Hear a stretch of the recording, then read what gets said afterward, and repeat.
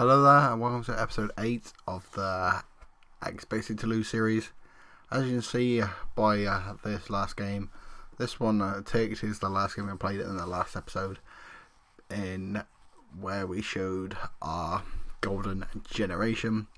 I'll show you, well, if you haven't seen that, go and check it out. I'll show you the rest of these fixtures, and then we'll have a look at the league table, and then we'll play our last game of the season, which coincidentally is our last home game of the season against EA Guingamp.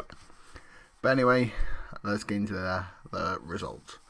First off was a 2-1 defeat to Olympique Marseille. Campos and Maxime Lopez getting the goals for Marseille, and Ola Toivonen getting the consolation goal for us. After that was a 1-0 win over Strasbourg, with Firmin Mubele getting the goal for us. Olympique Lyonnais was next, a 4-0 win. Bertrand Traoré was completely mad. I even put a tweet over this, if I can remember what I put. If I can remember to put the tweet in over the thing, I'll do it now. But if I didn't, then, well, that whole sentence was completely pointless. Anyway, Lucas Toussaint, after 5 minutes, started off the 4-0 route with Bertrand Traoré getting 3 of the others. Alexis Billon getting a goal, but didn't really mean anything as our defenders wanted to just score own goals for some reason. Yann Selmier and Francois Mubanje got the own goals. Anyway, 2-1 defeat, and we scored all 3 goals. After that was a 2-0 defeat to SM Kane. Julien Ferret from the penalty spot, and then Ronnie Rodolin on the 90th minute, securing the 3 points for SM Kane. I think in this run that we're still on is the record for the most amount of games without winning. After that was 0-0 draw against Angers. Kind of just happy to keep a clean sheet, to be honest. Our defence is quite bad, and when you look at the side that I'm put out, it's not quite that surprising as I actually thought it was. After that was a 1-0 defeat to Stade Rennais. They are like 4th in the league, which is like crazy. You have Monaco below them, which is probably more of the fact that Stade Rennais are doing bad than Stade Rennais are doing good than Monaco are doing bad, but Monaco is still 5th. Anyway, Diafra Sakho, the former West Ham man, gave Rennes all 3 points. After that was a 2 draw with LOSC Lille, Eden Hazard's former club. They weren't 1-0 up with a penalty, and I just literally just went to get some food because I kind of gave up with that match. Anyway, ended up coming up with a draw, and probably quite unlucky to come out with only a draw, as they scored in the 90 plus 3rd minute to get the draw. Last but not least, a 2-0 defeat to Bordeaux. As you can see, not a lot of our, well, I'll show you in a minute, our top scorers, I think he's got like 12 goals. Anyway, Philip Warscheid and Paul Andre Haaland getting a win for Bordeaux. I'll show you the thing. Top scorers on the tournament with 12 goals. 12 goals, 11 goals and 7 assists in 33 games, which is not too bad for a striker if they're sat on your bench. But we desperately need a striker. Our backup striker is completely useless. Our third striker is Yaya Sanogo, and that doesn't need any more explanation. And our fourth striker is ripping it up in the league below, but even he is completely, well, let's not say useless because that's a bit mean, but as close as you can.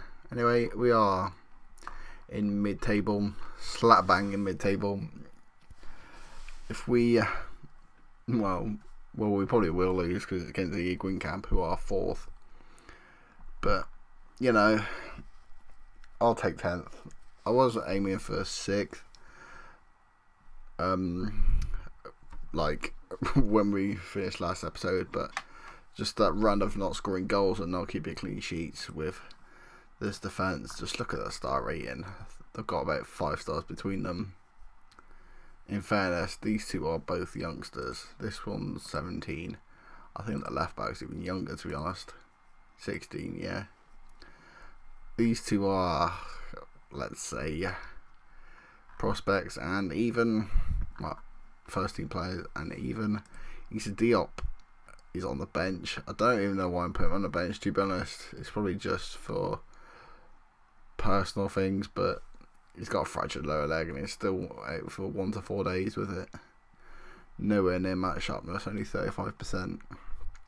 But anyway, let's stop rambling and get into the first game against EA Guingamp. Right then, let's get kicked off. Toulouse against EA Guingamp. Not really expecting anything, to be honest. They're 4th, we're 10th, and we haven't won in since about March. First highlight of the game, goal kick from the EA Guingamp keeper. We won it back though. Gonçalves, our left back, forwards by Grady onto Toivonen.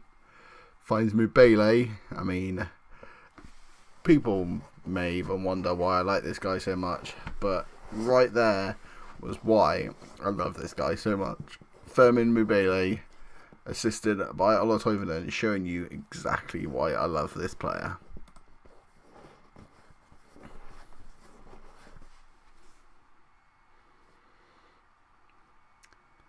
Doesn't look good as EA Guingamp are on the attack. Cross on their right back. Gonçalves has been pretty good, to be honest. If I'm gonna have struggle buying positions, I think left back's gonna be one of them, and I'm sure he could slot in. Mubele is completely showing you, firstly, why I really like him, and secondly, why probably shouldn't have said that too soon.